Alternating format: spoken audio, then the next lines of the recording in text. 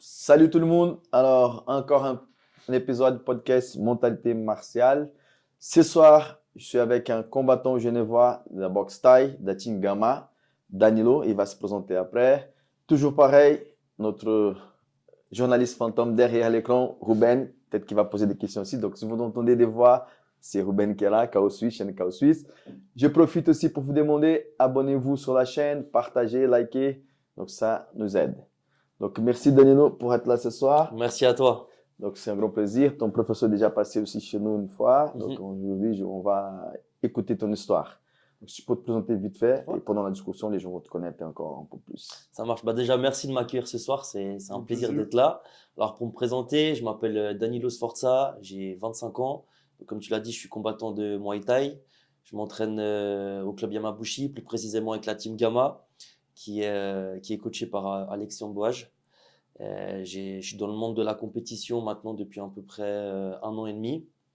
Et autrement, en dehors de ça, je suis étudiant. Je fais un bachelor en travail social pour devenir éducateur. Donc voilà, un peu pour me présenter. Ok, merci. Donc, on va déjà démarrer. Ton prochain combat, c'est bientôt, c'est en Suisse, à Lausanne, c'est ça? Exactement, Tu ça peux nous sera. parler un peu sur Ouais, ton prochain alors combat? la prochaine date, c'est le 15 mars. Le 15 mars à Lausanne, avec l'organisation Kings of Switzerland. C'est une nouvelle organisation, C'est c'est une ça? nouvelle organisation, ouais. Ils font leur premier événement du coup le 15 mars. Et puis c'est un peu spécial pour moi parce que ça sera une date pas en Muay Thai mais en K1. Du coup, je me réjouis de prendre ce nouveau défi. C'est ton premier combat en Kawan? J'avais fait un combat en K1 au tout début quand je suis rentré dans le monde de la compétition en Italie. C'était mon combat que j'avais fait en Italie à Turin. Mais c'était pas un combat qui était prévu en K1 de base. C'était prévu en Muay Thai, mais ils ont changé ça à la dernière minute. Du coup, là, c'est prévu cette fois et on verra ce que ça va donner. Ok. Donc, on a déjà eu une autre spécialiste qui est passée une fois et déjà nous expliquer, mais j'ai oublié. Si tu peux nous raconter, expliquer un peu la différence entre la Muay Thai et le Kawan. K1? Ouais. Ok. Alors, le K1, c'est avec les poings et les jambes. Mais la grosse différence avec le Muay Thai, c'est qu'il n'y a pas les coups de coude. Il y a pas tout ce qui est la partie clinch. Donc, le clinch, c'est quand on vient Mhm. saisir son adversaire. Et puis, il n'y a pas aussi, par exemple, si l'adversaire vient nous mettre un kick avec la jambe, on n'a pas le droit de saisir.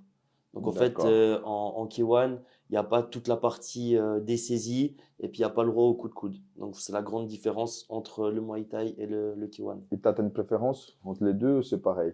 Alors, moi, je préfère le Muay Thai, surtout depuis que j'ai rencontré Alexis, qui Mhm. lui a aussi, enfin, Alexis qui est mon coach, qui Mhm. lui a fait des combats aussi en Muay Thai dans sa carrière. Et il m'a donné un peu cette passion. Et puis, c'est vrai que dans mon avenir, j'aimerais continuer dans cette discipline. Mais voilà, après, malgré, je pense que c'est important à mon niveau de prendre tous les combats possibles. Ouais, ouais, pour Et puis, l'expérience. pour l'expérience. Et puis je suis prêt à relever ce défi. Et je suppose que tu connais déjà ton adversaire. Oui. Parce que des fois, oui, non, des fois, des changements, on va parler de ça tout à l'heure. Comment ça se passe les préparations? Vous avez déjà mis une stratégie? Je pose la question parce que je connais des combattants qui aiment vraiment pas du tout voir le jeu de ses adversaires et puis plutôt se concentrer sur eux-mêmes. Donc, mes points forts, c'est là où je vais travailler. Est-ce qu'il fait ça ou pas? Ça change rien pour moi. Et toi, avec ton coach, avec ton équipe, comment vous êtes en train de préparer pour ces combats? Vous faites quelque chose de spécifique pour lui ou vous appuyez plutôt sur tes points forts, ou sur les deux? Comment ça se passe la préparation? Alors Et si tu peux là, aussi nous parler qui c'est, d'où il vient aussi mhm. ton adversaire. Alors là, mon adversaire, il vient de la team de Johan Lidon, de France. Après, il faut savoir que c'est pas un combattant qui s'expose sur les réseaux. Du coup, on n'a pas vraiment, enfin, on n'a pas trouvé du tout de vidéos de ses combats, etc. Donc, on n'a pas vraiment de recul pour s'appuyer. Donc là, on part vraiment sur une préparation où on prend pas vraiment en compte mon adversaire. On sait voilà que j'ai un adversaire sans moins de 67 kilos et on va vraiment se concentrer sur moi, sur mon jeu. Nous, pour se préparer au mieux, ce qu'on aime bien faire avec Alexis, c'est qu'on regarde mes anciens combats, on regarde ce qui n'a pas joué, mes faiblesses, et puis on essaie de travailler un maximum là-dessus. Et puis là, voilà, la grande différence, c'est que c'est un combat en K1. Du coup, on va essayer de plus travailler les déplacements, beaucoup travailler ma boxe anglaise. Et puis là, on m'a fait vraiment un programme adapté pour, euh, pour réussir à préparer ce combat. Mais du coup, je regarde pas mon adversaire, je sais pas vraiment son style, etc. Et puis je vais découvrir ça un peu dans le ring. Après, faut savoir que moi, je suis un combattant. J'aime bien voir la tête de mon adversaire. J'aime bien mettre une tête sur la personne sur qui je vais affronter. Mais après, j'aime pas trop aller chercher plus en détail, vraiment des vidéos sur comment il combat. Ça, je vais te demander si pour Mhm, ces combats, comme tu n'as pas les infos, qui mhm, t'es obligé de le faire comme ça, mais c'est d'habitude. Parce que des fois, certains combattants, ils n'aiment pas voir, mais c'est plutôt le coach qui va faire ce mhm, travail, qui va mhm. venir avec des infos. Écoute, j'ai regardé, j'ai analysé, donc fais ci, fais comme ça. Mais d'habitude, vous préparez quelque chose si vous connaissez. Alors, si on connaît la personne, c'est plutôt Alexis qui va aller voir, qui va aller observer les vidéos, voir bah, si mon adversaire il est grand, s'il est droitier, s'il est gaucher, s'il a un style agressif, s'il travaille plutôt en contre, etc. C'est vrai que ça nous est déjà arrivé de visualiser les vidéos de mes adversaires ensemble, de se poser et puis de regarder les vidéos, regarder les forces, etc. pour travailler un peu là-dessus. Mais ça, c'est plutôt Alexis qui fait ce travail d'aller rechercher les vidéos, etc. Moi, ce qui m'intéresse plus au tout début, c'est d'avoir vraiment la tête de mon adversaire pour que quand je m'entraîne, Mhm. j'ai une image précise de qui je vais affronter. Et puis après, on en discute un peu avec Alexis si on trouve du contenu sur mon adversaire. Et là, ces combats, c'est à 67 kilos, c'est ça? Moins de 67 kilos, oui. Et combien de rounds, combien de. Alors là, du coup, c'est en semi-pro, donc c'est du 3 fois 3 minutes avec la pesée qui est la veille du combat. Ok, donc super. T'as déjà fait. Ça, c'est quoi? T'as combien de combats déjà? Actuellement, t'as combien de combats? Alors actuellement, j'ai 8 combats. Donc j'ai combattu en Suisse, j'ai un combat en Italie, un combat en Thaïlande. Et puis bah, j'ai fait pas mal de combats aussi en 3 fois 2 minutes en amateur. Et là, ça va être la troisième fois que je vais faire en 3 fois 3 minutes. Ça change beaucoup. Ça change pas mal. C'est le dernier round, la dernière minute, c'est un peu plus long. Après, j'apprécie en fait aussi également de faire du 3 fois 3 minutes parce que j'ai l'impression, enfin, je suis un combattant qui monte un peu durant le combat et j'aime bien aussi prendre mon temps, poser mon jeu, observer, vraiment prendre le premier round pour pouvoir observer mon adversaire. Puis c'est vrai que quand c'est du 3 fois 2 minutes, le combat il va très vite et il faut directement rentrer. Et... Je sais pas si c'est pareil, par exemple, le jiu-jitsu brésilien, Mhm. ça dépend des fédérations et des tournois, ça change aussi le temps de combat. Oui, Et nous, on dit, plus long est le combat, plus on a la possibilité de construire les choses. exactement. Ouais. La boxe thaï, c'est un peu la même chose, C'est malgré qu'il y a un coup qui exactement. peut tout. Mhm. Moi, je trouve que c'est exactement pareil. Je trouve que le 3 fois 3 minutes, ça laisse vraiment le temps aux combattants de, comme tu dis, construire le combat, vraiment prendre le temps d'analyser. Et en tout cas, moi, je préfère. Après, c'est clair que physiquement, Mm. surtout le combat, ça fait 3 minutes de plus. Et puis, autant que combattant, on sait que 3 minutes de plus à 100% dans un combat, ça représente beaucoup, un gros Mhm. changement. Et comment tu t'entraînes pendant la semaine, voilà, comment c'est ta préparation, tes entraînements, tous les jours, les jours que tu as de repos, combien de fois par jour, si tu fais la préparation physique aussi à côté. Ouais. Alors moi, il faut savoir que j'ai mes coachs, c'est Alexis, et j'ai aussi mon deuxième coach, Simba, qui s'occupe plus de la préparation physique. Et puis autrement, pour mes entraînements, je m'entraîne du lundi au samedi. Je m'entraîne environ 3 heures par jour. Donc je fais tous les soirs, je vais à la salle avec un programme. Soit je suis avec Alexis, soit je suis avec Simba. Et c'est un mélange de techniques, sparring, PAO, etc., préparation physique. Et puis aussi tous les matins, en général, avant de partir au cours, je vais au fitness et puis là, je fais soit de la course, soit du cardio. Et puis mes jours de congé, le matin, je vais m'entraîner aussi au club avec Alexis et Simba. Donc voilà, du lundi au samedi, dimanche jour de repos et environ 3 heures par jour. Ok, donc super. Et côté mental, c'est Alexis, c'est Simba, tu as quelqu'un qui fait ça avec toi, ou c'est toi-même qui gères tout seul, comment ça se passe la préparation mentale? Alors, préparation mentale, c'est avec Alexis. Il faut savoir que Alexis, il est là vraiment depuis mes débuts dans la compétition. Simba, il est arrivé quand même plus tard. Et Alexis, il faut dire que voilà, c'est mon coach, mais c'est aussi c'est mon pilier, c'est ma personne de référence. Et étant donné qu'il a fait aussi pas mal de compétitions, il a aussi un recul là-dessus, un recul autant que coach, mais aussi comme combattant. Donc c'est vrai qu'on parle énormément avec lui de l'aspect mental, de comment préparer un combat, de comment je vais me sentir pendant le combat. C'est vrai que maintenant, voilà, je commence à avoir quelques combats, mais au début, c'est impressionnant quand ça va à 100%. Tu te poses plein de questions pendant le combat, même avant les compétitions, beaucoup de remises en question. Donc, ouais, ça, c'est vraiment un aspect que j'en parle énormément avec Alexis Mhm. et Alexis me briefe énormément là-dessus. Donc c'est pas la première fois que je vis ça ici, mais cette connexion entre l'athlète, Mhm. là, on parle du sport de combat. Je pense que n'importe dans quel sport. Et le coach, c'est très important. C'est très important. Et comme on l'avait dit en off avant de commencer, si tu veux, tu peux citer le nom de l'événement. Si tu veux pas, tu cites pas. Et c'est important de voir cette confiance, mais il faut que ça va dans les deux sens. Le coach sur l'athlète, l'athlète sur le coach. Parce qu'il y a aussi, le but du coach, c'est aussi de protéger les athlètes. Des fois, si le coach n'est pas derrière, il dit non, on va pas faire ce combat, on va pas accepter ce combat.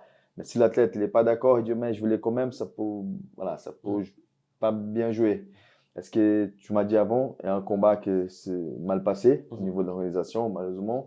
Et lui, il avait dit non, on combat pas, mais toi, de ton côté, combattant, tu voulais quand même le faire.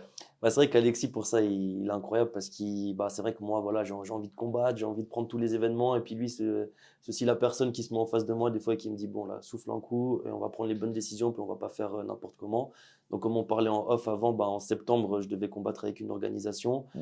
Et puis, il faut dire que voilà, l'organisation, c'était un peu une catastrophe. Donc, on est arrivé le jour même, pesé, fête, etc. Et en fait, je me retrouve face à un adversaire qui était une catégorie en dessus de moi. Et puis, les organisateurs, en fait, ils étaient au courant de ça. Et puis, ben, c'est vrai que là, c'était un peu la surprise. On va pas dire le nom de l'organisation, mais c'était en Suisse. C'était en Suisse, oui. C'était à Genève. Non, c'était un événement en septembre à Morges. Donc, je pense voilà, les gens, s'ils font un peu de recherche, ils verront. Et puis, bah, moi, en tant que combattant, j'étais très déçu. Puis, j'avais envie de monter dans le ring. Et puis là, justement, bah, c'est Alexis, en tant que coach, qui s'est mis au milieu de tout ça. Puis qui a dit fermement, écoute, non, là, tu vas pas combattre aujourd'hui, malgré la frustration. Il faut savoir faire des bons choix. Et puis, je pense que ça, c'est, comme tu disais, c'est important d'avoir un coach qui a aussi ce recul et puis qui arrive à prendre les bonnes décisions pour son athlète. C'est clair. Et tu as commencé directement par la boxe thaï, tu as fait un autre sport avant? Alors moi, j'ai commencé par le kickboxing. En fait, j'ai commencé avec Yamabushi, mais je m'entraînais à Yamabushi Nyon. En fait, j'ai commencé à faire là-bas un peu de kickboxing, etc. Mais c'était plus pour loisir. Après, j'ai fait une grande pause. Et puis, en fait, j'ai commencé en fait la boxe thaï quand j'ai rencontré Alexis. Il m'a partagé un peu sa passion de la boxe thaï. Et ensuite, en fait, j'ai passé un mois en Thaïlande, il y a 2 ans en arrière maintenant. Et c'est vraiment à ce moment-là, quand je suis rentré de Thaïlande, plus la rencontre avec Alexis, je me suis dit vraiment, non, c'est ça que j'ai envie de faire. Et puis, je me suis mis à 100% dans le Muay Thai. Et tu es parti là-bas combien de fois? 2 fois ça quand même. Je suis parti 2 fois en Thaïlande, donc ça fait 2 étés là que je suis parti là-bas. J'ai fait un mois complet. Et puis cet été, j'y retourne encore pour un mois pour m'entraîner. Et tu peux nous raconter un peu ton expérience là-bas? Parce que tu as fait un combat aussi. Oui, exactement. Ouais. Donc, je crois que c'était la deuxième fois que tu as fait le combat. Exactement. La deuxième fois que je suis allé là-bas. C'était la même ville? C'était... Non, alors je suis parti, il y a 2 ans en arrière, je suis parti à Krabi. Je suis parti à Emerald Gym. J'ai fait un mois là-bas. Mais j'avais pas encore de combat en Suisse. Je suis parti là-bas, c'était vraiment un peu mes débuts dans la boxe thaï. Donc je découvrais un peu le clinch, les coups, c'était un peu nouveau pour moi. Donc c'était un mois d'entraînement, mais c'était aussi beaucoup de détente. Et je suis retourné l'année passée à Elite Fight Club, à Bangkok et à Hua Hin. Et puis voilà, là j'avais déjà quelques combats en Suisse. Donc j'ai pris la décision de combattre à la fin de mon voyage et c'était une grosse expérience. Et comment ça se passe? Parce que je vois beaucoup de gens d'Europe, Suisse aussi, qui partent pour faire des combats là-bas. Comment ça se passe? C'est le coach qui s'occupe de toi là-bas, qui te propose, c'est toi qui cherches? Comment ça se passe comment? Alors en Thaïlande, comme tu dis, il y a énormément de touristes qui partent là-bas pour combattre. En fait, après, il y a plusieurs clubs. Il y a des clubs où vraiment, peu importe ton niveau, autant que touriste, si tu as envie de combattre, le coach il t'envoie. Donc ça fait peut-être une Mais semaine dans une situation comme ça, c'est des combats équilibrés ou pas du tout?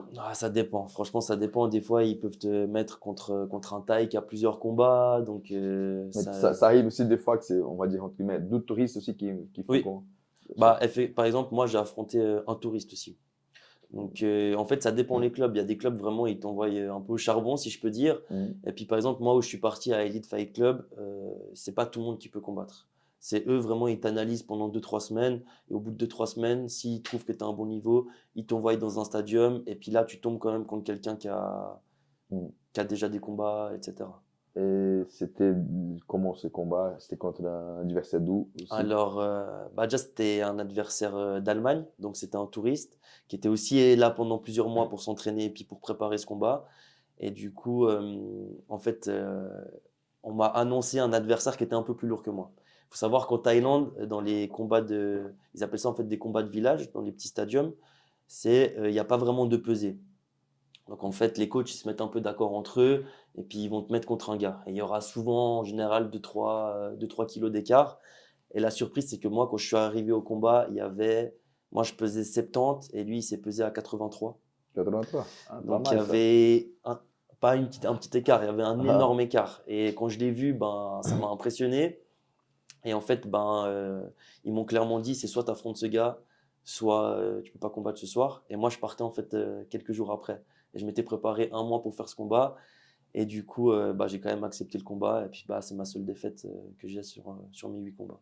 et c'était comment le combat? C'était décision, KO, C'était décision, j'ai perdu à la décision. Il faut savoir qu'en fait, même les organisateurs là-bas, tellement qu'il y avait. Parce qu'en fait, là-bas, c'est que du 5 fois 3 minutes dans les stadiums. C'est pas comme chez nous, où c'est 3 fois 3 minutes. Dans les petits stadiums, c'est 5 fois 3 minutes. Puis en fait, il y avait tellement d'écart de poids que les organisateurs eux-mêmes, ils ont dit on va enlever 2 rounds. Et du coup, on a fait 3 fois 3 minutes. Et puis j'ai perdu à la décision après un gros combat contre un adversaire très puissant. Mais je suis satisfait et puis je suis très content de cette expérience. bien sûr, ouais, ça fait partie du jeu. Mhm. Ouais. Je peux préciser aussi que moi, c'était le premier combat en fait où j'enlevais les protections. Du coup, ça faisait pas mal. Enfin, c'était mon premier combat sans protection. Première fois que je faisais 3 fois 3 minutes. Première fois que bah, je combattais vraiment. Enfin, j'étais à l'autre bout du monde. Puis c'est surtout la première fois que je combattais sans Alexis. Mhm. Et combattre sans son coach, avec des coachs de là-bas. Mais voilà, il y a quand même une barrière de la langue. Donc, C'est c'était sûr. plein de facteurs qui ont fait que ça m'a fait un peu dépasser mes peurs, mes craintes. Et puis je pense qu'aujourd'hui, avec du recul, je pense que c'est la meilleure décision que j'ai prise d'accepter ce combat. Super. Et par rapport aux entraînements en Thaïlande Mhm. et si en Suisse, comment tu vois la différence? Alors la grosse différence, c'est que déjà là-bas, c'est 4 heures par jour minimum. C'est 4 heures par jour, pardon, sans compter les footings. Donc ça peut monter à 5 heures d'entraînement par jour. Et la différence, je trouve, c'est que déjà là-bas, en fait, il y a énormément de coachs dans les camps. Ça veut dire qu'il y a souvent un coach qui est là pour toi, qui te tient les PAO, etc.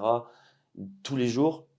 Et je trouve que la grande différence, c'est déjà la différence avec la Suisse, ça peut paraître débile, mais c'est la météo. Mhm. C'est que là-bas, il fait hyper chaud. Donc quand tu arrives, Il y a toute une adaptation. il faut 3-4 jours pour s'adapter. Enfin, je me souviens la première fois, enfin, le premier jour, je suis arrivé là-bas, ils m'ont dit tu veux faire sparring. Moi, j'étais tout content, j'ai fait 2 rounds, j'étais mort, Ouais. tellement qu'il faisait chaud. Donc ça, je pense que c'est la première grande différence. Et puis je dirais que la deuxième différence, je trouve que c'est un peu aussi la mentalité qu'ils ont là-bas. Enfin, c'est vraiment. Alors après, c'est pas tous les clubs en Suisse qui sont comme ça, mais c'est vrai que là-bas, c'est toujours du jeu en fait. C'est beaucoup de jeu. Les coachs, ils sont là, ils Mhm. rigolent. Les sparring, c'est pas des. Alors des fois, il y a des sparring durs. C'est Mhm. des sparring durs, mais c'est vraiment tout le temps dans le respect. Puis c'est toujours du jeu en fait. Tout le monde se marre. Et je trouve que c'est agréable en fait d'apprendre dans cette ambiance. Et j'ai déjà vu, mais je sais pas plus que ça, les Mhm. combats des enfants là-bas, en Thaïlande. Mhm. T'as vu ça là-bas? J'ai vu ça les 2 fois où je suis allé. Et c'est vraiment des combats violents, les enfants se Alors, tapent. j'ai même vu un petit, alors je pourrais pas dire exactement Et- l'âge qu'il avait, Mais mais c'est je à pense partir de quel âge à peu près? ils combattent à partir de 8-9 ans. 8-9 ans. 8-9 ans Avec les et sans protections? protection. Sans En protection. fait, là-bas, il y a aucun combat avec protection, je crois. Moi, quand je suis allé l'été passé, je leur ai montré mes combats et ils me disaient non, non, ils me disaient ça, c'est pas des combats, ça, c'est du sparring. Je disais non, non, en Suisse, c'est des combats. Ils me disaient non, non, non, non. Chez Enfin, pour nous, eux, c'est pas des c'est. combats. Et puis, en fait, même les enfants là-bas, ils combattent sans protection. Donc, il y a des petits gamins, ils sont là. Et puis les enfants vont jusqu'au chaos aussi. Les enfants vont jusqu'au chaos. Donc en fait, les enfants ont Mais il les y a mêmes des coudes règles. aussi et tout. Ouais, mêmes règles que les adultes. Alors il me semble que c'est du 3 fois 3 des fois. Mais par contre, il y a les coudes, il y a les genoux. C'est exactement la même chose. Puis c'est vrai que j'ai une anecdote que je peux raconter qui m'avait marqué. En fait, il y a une famille qui avait apporté leur enfant pour combattre. Et avant de monter dans le ring, je voyais l'enfant qui pleurait, pleurait, pleurait parce qu'il n'avait pas envie de combattre. Et en fait, je voyais la famille vraiment pousser l'enfant dans le ring.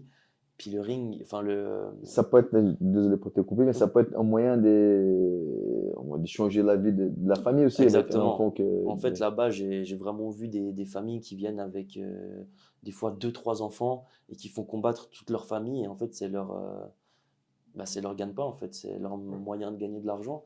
Puis enfin, ça m'a fait un peu mal au cœur parce que quand tu vois un petit qui a peut-être 10-11 ans, puis qu'il est là, il se prend des coups, il pleure, et au milieu des rounds, il est là, il pleure toutes les larmes de son corps, et puis il y a son papa qui le renvoie dans le ring. Alors après, voilà, je respecte ça parce que c'est Mhm. la mentalité de là-bas, c'est la mentalité. Mais désolé, je t'ai coupé. Mhm. Si tu te rappelles, tu peux continuer l'histoire de gamin qui était en train de pleurer. Ouais, justement, il pleurait, puis en fait, ça m'a impressionné parce que, bah, en fait, il est revenu après le premier round, il est revenu dans le coin, et puis son père, il lui disait, tu retournes, il faisait genre qu'il allait lui mettre une claque, et puis en fait, l'enfant, il retournait au combat, et puis il a perdu le combat, puis il se faisait encore engueuler Ah, ça, c'est après dur, le hein. combat, et puis à regarder, j'ai trouvé ça hyper dur, et Ouais, ça, c'est vraiment quelque chose qui m'a marqué, c'est une anecdote qui m'a vraiment marqué, et puis j'ai pu parler de ça avec les coachs que j'avais là-bas en Thaïlande. Puis c'est vrai, en fait, quand tu parles de ça avec eux, c'est c'est normal. normal, ça les choque pas. Ça fait partie de leur culture. de leur culture. C'est vraiment leur culture. Et, C'est comme. et puis, économiquement parlant, Mhm, bah, quand tu prends la décision d'y aller en Thaïlande et d'y aller faire un camp, mhm. bah, à part les billets d'avion, hein, bah, combien ça coûte le fait d'y aller, et de s'inscrire dans une école et d'être là et... Ça dépend de chaque club, Ça peut-être, dépend de chaque club. mais d'avoir une Moyen moyenne quand même. fourchette, Alors, il me s- c'est une fourchette, hein. Il me bien sûr, semble une que fourchette. pour un mois, avec logement, etc., j'avais payé, je crois, à peu près 500 francs, il me semble. Ok, mais c'est des 500 bonnes francs. conditions, le logement c'est C'est des bonnes correct. conditions, j'avais ma chambre, j'avais mon bungalow, il y avait la piscine devant, puis j'avais accès à Ah, tous c'est les cours. magnifique. Ouais. Donc, puis après, voilà, pour les repas en Thaïlande, Ouais, Ouais, c'est 2 ouais, 3 francs et ouais, tu manges bien. ouais. ouais, j'ai un élève qui est là-bas en ce moment, Mhm, pour un compte de MMA aussi. Je crois que c'est Phuket. mhm. Je ne me rappelle pas le nom de club.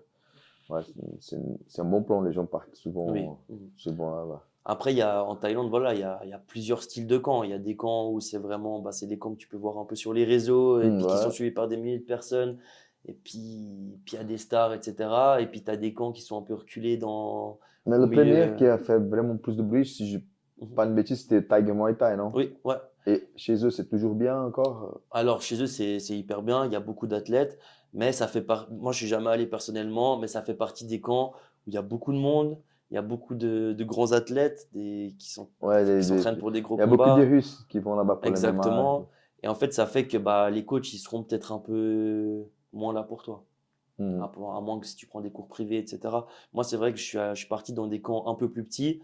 Et du coup, j'ai vraiment pu tisser des liens avec les coachs. Et ils ont vraiment pris du temps pour moi à l'entraînement, pour me tenir les pas hauts, pour aller courir avec moi, etc. Bah, t'as pas ressenti que tu étais dans une plage à touristes en fait. Non, Ouais, exactement. c'est Et ça. c'est ça que j'ai apprécié. C'est ça que j'ai beaucoup apprécié quand je suis parti.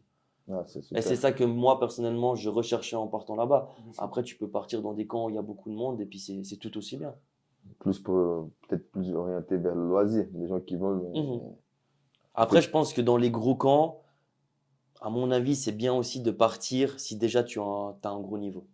hmm. Parce que par exemple, si tu es professionnel et tu vas là-bas, bah, les gens ils vont peut-être te connaître, tu vas pouvoir tourner avec d'autres professionnels, etc. Mais c'est vrai que peut-être si tu débutes, bah, tu vas peut-être te faire un peu plus oublier. Alors que peut-être dans un petit camp, bah, les coachs ils seront plus focalisés sur toi parce qu'il y a moins de monde. Moi, cet été, quand je suis parti, il y avait 5 coachs et il y a des fois on était 6 7. Donc C'est là, c'est magnifique pour s'entraîner, c'est c'est une incroyable. privée. Ah, c'est du cours privé, Ouais, c'est du cours privé. Et là, pour apprendre en un mois d'entraînement là-bas, c'est. ben, tu sais, nous, on a eu Rémi qui est Mhm, venu, pionnier de Muay Thai en Suisse. Et lui, il nous a expliqué un peu la mentalité là-bas. Donc, est-ce que tu as ressenti la même chose, par exemple, qu'ils ne mettent pas les coudes mhm, si, voilà, si c'est un combat entre eux, donc ils ne mhm, vont pas trop se faire mal parce mhm, qu'ils vident ça. mhm. Donc, est-ce que tu as ressenti la même chose? Enfin, tu as Moi, pu voir des combats et tu as ressenti la j'ai même clairement chose? ressenti ça. Bah, c'est ce que je disais un peu avant, c'est que là-bas, en fait, il y a vraiment tout qui se fait dans le respect. Et puis, ouais, tout le monde se marre, en fait. C'est pas Il y a des sparring durs, comme j'ai dit avant, mais la plupart des sparring, en fait, les gens là-bas, ça fait tellement d'années qu'ils font ça, qu'ils savent maîtriser leur sparring, ils savent maîtriser leurs coups, et ils font pas mal. Ils vont pas rentrer des énormes coups pour faire mal. Oui, mais là, moi, je te parlais un peu plus tôt de l'aspect compétitif, Mhm, dans la compétition, de ce mhm, qu'on voit dans les stadiums ou mhm, autres. Donc, selon Rémi, qui est un pionnier, enfin, c'est en référence, mhm, lui, il disait que là-bas, les gens, ils avaient cette mentalité de ne pas se faire mal mhm. parce qu'ils vivent de ça. Donc, Les tailles. les tailles, Les tailles. Alors en fait, je ne sais pas si c'est exactement ça qu'il voulait dire, mais c'est vrai que bah, là-bas, il y a des tailles qui font un combat par week-end. c'est ça. Enfin, parce que c'est leur revenu. Donc c'est vrai que pendant les combats, ben, ils se préservent. Ben, j'avais mal compris la question, mais oui, effectivement. Moi, j'ai vu des. Après, la vérité, c'est qu'il y a beaucoup de tailles qui combattent. Ils s'entraînent pas forcément. Et puis quand le combat il devient un peu dur, bah, ils se laissent un peu tomber par terre pour que le combat il se termine et puis pour prendre le chèque. Ça, Ouais. c'est, voilà. Mais en même temps, en faisant 4 combats par mois, enfin, tu peux pas faire du 100% tout le temps, quoi. Ouais. Physiquement, C'est clair. c'est pas possible. Ils ont notre mentalité, où ils vivent de ça. Toi, tu fais ça pour le plaisir, mais Exactement. eux, ils Ouais. vivent de ça. Donc, Exactement. Ouais. les Ah, blessures sont. Les blessures, bah, en fait, s'ils se blessent, C'est au c'est moins son peut-être salaire, quoi. 3. Ouais, exactement. Ouais. Donc, c'est vrai que tu vois beaucoup de. On parle pas de grands champions, on parle vraiment dans les petits Bien stadiums. sûr, bien sûr. On voit des personnes qui se laissent un peu tomber et puis ils prennent le chèque en rentrant à la maison. Ouais. Moi, ça me fait marrer parce qu'en fait, là, dans le stadium où j'ai combattu cet été, j'ai un ami à moi qui a combattu aussi puis qui a affronté un Thaï. Et en fait, le Thaï qu'il a affronté, c'est le même gars qui vendait les billets à l'entrée du stadium. Donc en fait, on arrive au stadium, moi c'est la première fois que j'allais là-bas, on arrive, le gars il nous vend les billets, etc. Puis je le regarde, puis je dis, mais c'est pas ton adversaire. Puis mon pote il me dit, mais non, c'est pas possible. Et en fait, c'était vraiment lui. Donc le gars il vend les billets, il va faire son combat et il retourne après encore au bar ou revendre des billets. Donc S'il est vivant, s'il S'il est vivant. s'il peut. Puis lui, il fait partie des personnes qu'en fait, tu vois dans le ring, il fait le premier round et puis quand ça devient un peu trop dur, Il pense au chèque. il pense au chèque. Ouais. Puis c'est pour ça que des fois, en fait, moi, en fait, quand on m'a dit que tu affrontes un touriste, je savais que j'affrontais aussi un gars, que ça faisait 2 mois qu'il était là-bas pour faire ce combat. Donc, c'est pas un gars qui allait se coucher, c'est aussi un gars qui allait, Ouais, qui la allait guerre. donner à 100%. Après, voilà, on parle des petits stadiums, hein, parce que la population thaï au niveau du Muay Thai, pour moi, c'est le top niveau, quoi. Bien sûr, c'est clair. C'est des gens qui ont un niveau juste Et toi, incroyable. tu regardes un peu, je sais pas si tu vois sur euh, l'organisation ONFC, Bien sûr. tu vois les combats avec Les petits les mitaines. voilà. Qu'est-ce que tu en penses par rapport à ça? Et un jour, est-ce que tu te vois pour faire un combat comme ça? Alors, ce que j'en pense, c'est que moi, je trouve bien. Enfin, c'est quelque chose qui m'attire personnellement. Et j'en ai déjà parlé avec Alexis, parce qu'il faut savoir que en Suisse, j'ai vu aussi des organisations qui faisaient ça. Ah, il y en a déjà en Suisse Il y aussi? en a en Suisse. Ah, ok.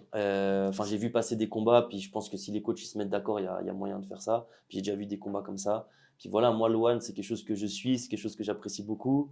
Je trouve bien, c'est impressionnant, il y a beaucoup On de a parlé de chaos. ça l'autre fois avec Rémi, mais j'ai pas posé cette question. Les règles, c'est les mêmes? C'est juste que les gants qui changent ou il y a différence? Alors en tout cas au One, il y a des règles qui changent un peu. Si on regarde bien les combats, on peut observer qu'il n'y a pas beaucoup de clinch. En Mhm. fait, dès qu'ils viennent en clinch, ils séparent directement.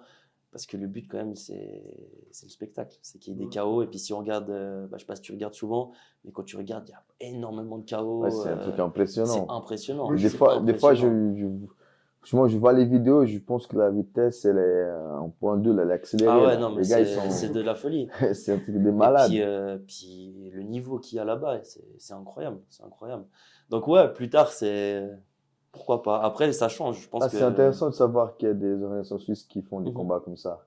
C'est qui fait, tu sais? il y avait, il me semble, je vais pas dire de bêtises, mais je crois qu'il y avait ITFC, il me semble, qui font mais c'est dans des cages par contre. C'est beau. En fait, c'est souvent des organisations. Puis il y avait une autre organisation, mais je me souviens plus du nom, qui font en MMA et puis ils font aussi j'ai vu en K1 Ok, ouais. avec des petits gants. Donc pourquoi pas, Pourquoi pas essayer? pourquoi pas essayer un jour. Et on va profiter, on parle des petits gants. Mhm.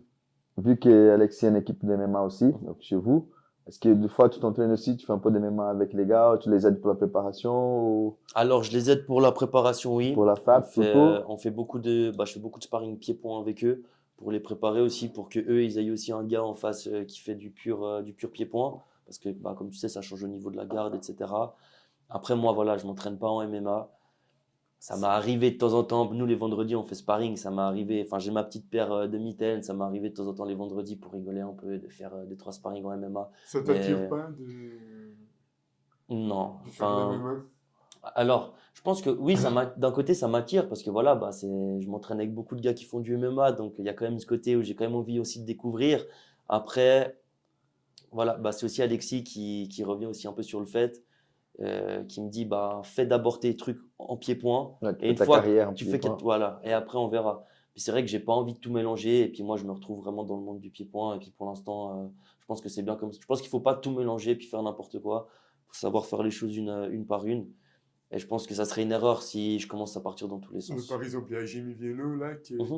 qui a, que tu connais Oui, sûrement. bien sûr. Ouais. Donc, qui va passer à l'MMA maintenant. Donc, il a Il n'a pas encore fait des combats MMA? bah, il a fait Il me un semble qu'il en combat a fait MMA, un, oui. et Ouais. là, il a gagné. Quelle organisation, tu te rappelles? Je- C'est en France? Ouais, c'est en France. C'était Bah, pas en fait, Hexagone, peut-être? bah, en fait, je me souviens pas, mais si vous regardez sur la chaîne, quand je l'interviewais, Mhm. l'interview, il le dit. Il le Ok. dit. Donc, Ouais. ouais, je me souviens pas. Je sais qu'il a combattu donc, à Loan, donc ça, tout le monde le sait. Je sais Donc, avec les petits gants, Avec déjà. les petits gants. tu sais, je l'ai déjà dit ici, je l'ai déjà dit dans ma chaîne. Enfin, c'est quand même mon gars qui est 7 fois champion du monde, hein, c'est 5 fois champion d'Europe, 5 fois champion de France. Donc, c'est vraiment un gros combattant. Et je pense qu'il n'a plus rien à prouver Exactement. à au niveau du pied-point. Bah là, ils vont essayer quelque chose d'autre. Et comme il le dit d'ailleurs, il pense au poisson à venir et au salaire. L'argent aussi. Enfin, et bah, Donc, c'est c'est lui des qui le dit, Dombé. hein. Voilà. Mais justement, comme tu dis, c'est quelqu'un enfin, c'est une personne dans le pied-point, il a déjà tellement accompli que je trouve que c'est bien de passer à autre chose. Moi, j'ai encore rien accompli. Enfin, j'ai encore tout à prouver, j'ai encore toutes les Ça va marches à venir, monter. ça va venir. Bah, j'espère, je travaille pour en tout cas, mais voilà, je suis encore au tout début. Et je pense que c'est pour ça qu'il faut faut pas brûler les étapes, je pense. Il faut faire les choses une par une. Enfin, j'ai que 25 ans, j'ai encore le temps de Mais ça, monter. c'est très intéressant parce qu'on parle de MMA. Mhm. À mon époque, donc, c'était toujours ça la vision. D'abord, tu as une bonne base dans le sport. Mhm. Enfin, toi, tu fais du JJB, jiu-jitsu brésilien, tu fais des compétitions, tu arrives au moins à la ceinture marron pour avoir déjà un bon niveau, pour faire une carrière là-dedans. Mhm. Et après, tu commences à te lancer en MMA. Pareil, tu es un grand champion en la boxe taille, maintenant tu viens. Et aujourd'hui, donc j'ai même des élèves qui commencent directement en MMA.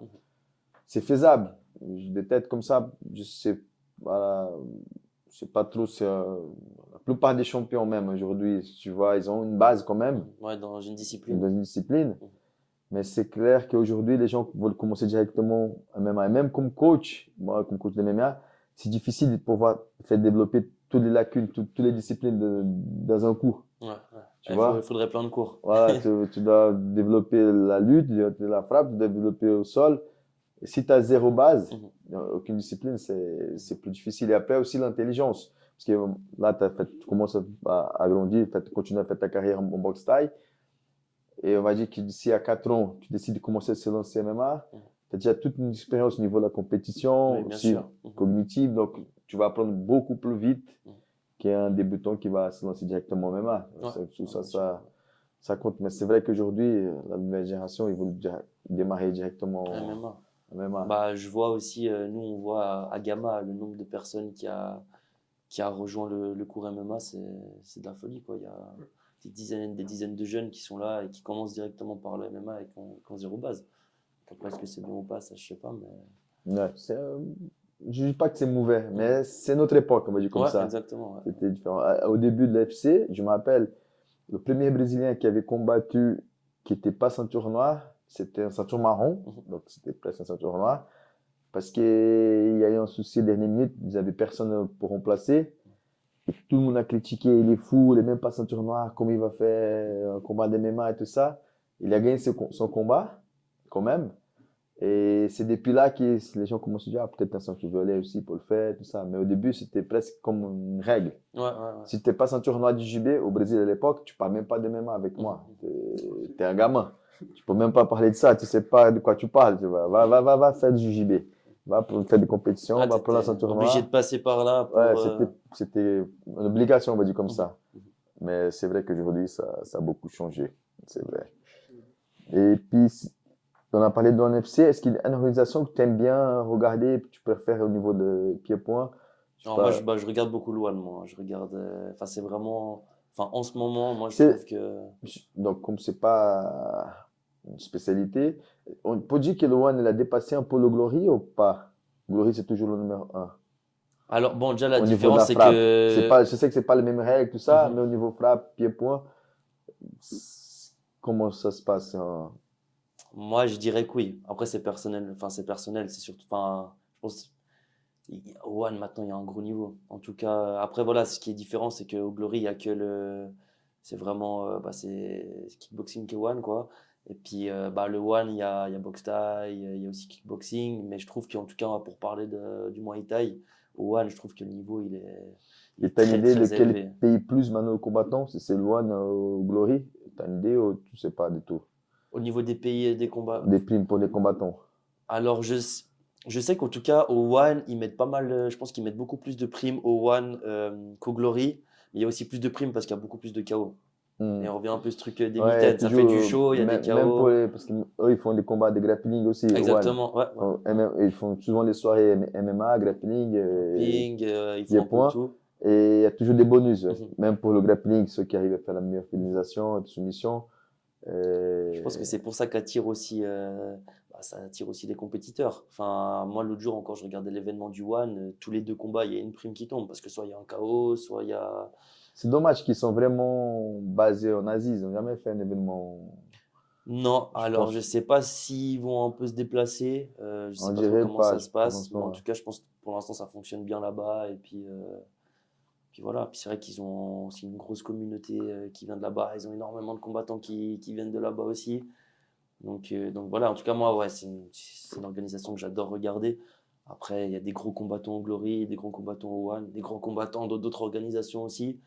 Mais je trouve que en ce moment, Donc, pour moi, à c'est. part les deux, on va dire comme ça, quelle est la troisième organisation Alors après, il y a Infusion aussi en en pied-point. fusion? Je pense que c'est aussi une des plus grandes. Après, maintenant, il y a beaucoup, le reste, c'est beaucoup MMA aussi. Moi, c'est vrai que quand je regarde pied-point, c'est surtout One, Glory, Infusion. Il y a aussi des gros, gros combats. Et puis, À propos de pied-point, toi, tu préfères plutôt le Muay Thai au l'Ikiwan? moi, je En tant que préfère combattant, autant que combattant, je préfère le Muay Thai et je préfère aussi le regarder. J'aime beaucoup regarder les combats de Muay Thai. ok. Après ça, moi, je pense que mon choix, en tout cas, il est fait. Ok. Après, j'ai énormément à apprendre dans cette discipline parce que je pense que moi, mes forces, elles sont dans mes poings et dans mes jambes. Elles sont pas forcément dans mes coudes, et dans mes genoux et dans la partie clinch, etc. Mais voilà, c'est aussi ce qui me titille un peu dans cette discipline, c'est que c'est encore nouveau pour moi et puis je trouve hyper intéressant. En fait, c'est hyper complet le Muay Thai, je trouve. Enfin, c'est un jeu. Enfin, faut penser à saisir les coudes. Il y a aussi cette adrénaline un peu avec les coudes parce que voilà, les coudes, ça coupe, ça fait des dégâts. Ça, Donc, ça peut vite Justement, finir un combat. mais côté familial, comment est-ce que ta famille, elle le voit? Enfin, ta maman, ton papa, enfin, comment est-ce qu'il vit le fait que... T'as un soutien familial ou pas du tout? j'ai un soutien familial, notamment de ma mère et de mon beau-père. Ma mère, elle me soutient depuis le début, enfin tous les soirs, elle est là, elle me demande comment ça va les entraînements. Après, elle a regardé pour la première fois mon combat à Genève, le dernier, parce que voilà, c'est une maman, hein. Pour elle, c'est un peu dur de voir. Elle est allée voir sur place? Là, elle a regardé en live. Non, je pense que Ah, sur place, il faut ah, encore 2, 3 combats. ah, ok. Mais par contre, j'ai mon beau-père qui est venu me voir sur place, qui me donne beaucoup de force. Mon grand-père qui, bon, il peut pas venir sur place, mais il regarde les lives. Et puis, non, au niveau de la famille, j'ai ma copine aussi qui m'aide beaucoup, que ce soit dans la préparation mentale aussi. Je pense que voilà, dans la préparation mentale, je pense qu'il y a pas que le coach, il y a aussi l'entourage qui fait beaucoup. Sûrement, ouais. Comme on parlait aussi en off avant, j'ai la chance d'avoir beaucoup d'amis qui me soutiennent, qui sont là et puis qui me soutiennent pas que sur les réseaux, qui me soutiennent, enfin, qui viennent voir mes combats. Enfin, chaque fois que je combats, Ça, c'est les meilleurs, quoi. c'est les meilleurs. Après, je sais qu'il y a des combattants qui aiment pas trop que les personnes viennent, ça leur met la pression. Mais moi, au contraire, c'est là où je me sens à l'aise, c'est quand on vient me voir, je me dis, donne tout, il y a tout le monde qui est là. Enfin, c'est ton moment, quoi. Et là, tout à l'heure, tu as parlé d'adrénaline. Mhm. Et ça m'est venu dans ma tête.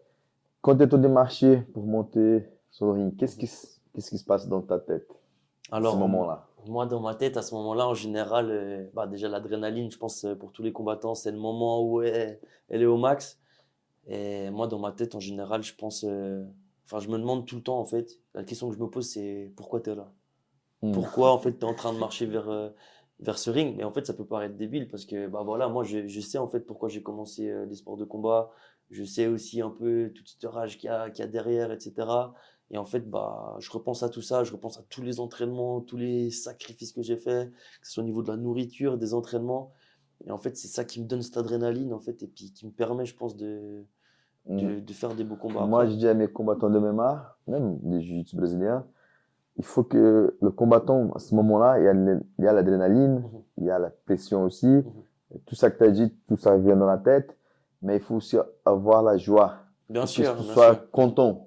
Déjà, comme tu as dit, si tu es là, c'est parce qu'il t'a voulu. Personne Exactement. t'a obligé. C'est Exactement. pas comme les enfants en Thaïlande. Les parents viennent et vas-y, t'es obligé. Voilà, C'est donc ça, sûr. c'est la première chose. Si tu travailles sérieusement dans un bon club, avec un bon coach, les entraînements sont presque durs que le combat. On va pas dire, ah, j'aime pas cette phrase, ah, l'entraînement Que dur. dur, combat facile. Ça, pour moi, c'est une bêtise. Mais le moment où tu te démarches, c'est la fête. Bien Et sûr. je me suis préparé pour ça. J'ai voulu être là. Maintenant, donc, moi, j'ai mes élèves. Il faut que la motivation elle soit plus forte que la pression. La pression. La pression, elle va avoir. Ça, c'est sûr. Mais un moment que tu marches, écoute, man, c'est le moment. Profite de quoi. ton moment. Voilà, il faut profiter. Mais c'est ça que. Je pense que c'est pour ça aussi que j'aime bien qu'on vienne me voir. Parce que c'est, comme tu dis, c'est un peu un moment de fête en fait. T'as travaillé, bah. C'est ton cadeau là. C'est clair que le résultat qu'on va chercher, c'est toujours la victoire. Bien sûr. Mais de toute façon, son analyse, un peu, on va dire, avec voilà, un regard froid, on va dire comme ça, il n'y a que deux possibilités. Soit tu gagnes, soit tu perds. Ouais, on sait déjà que soit on va gagner, soit on va perdre. C'est sûr. On cherche la victoire, c'est clair. Donc, c'est assez clair.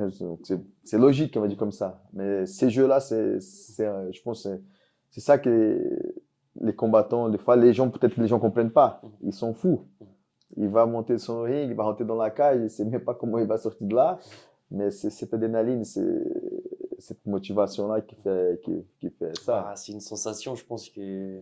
Bon, après, je pense que c'est soit tu l'aimes pas, cette sensation. C'est sûr. Ouais. Je connais plein de gens aussi qui ont fait un combat et puis qu'on dit non, c'est pas pour moi. Moi, j'ai fait mon premier combat, j'ai regardé Alexis, je lui ai dit on fait quand le prochain?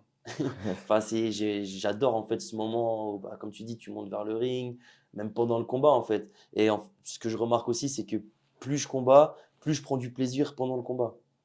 C'est qu'au début, bah, je me souviens de mon premier combat, j'étais tout tendu, je stressais, et puis bah, j'attendais un peu la cloche de fin. Alors que maintenant, bah, vraiment, pendant le combat, j'arrive à me poser, à écouter Alexis, prendre du plaisir, faire des enchaînements qu'on a travaillé à l'entraînement. Ouais, et puis je vois qu'avec le temps, en fait, j'arrive vraiment bah, un peu à créer mon jeu et puis profiter du moment. En fait, c'est pas... Les gens, ils voient beaucoup de violence, et puis oui, certes, c'est violent, mais derrière, c'est un plaisir, c'est une passion. Donc, il faut qu'elle sorte dans le ring, en fait.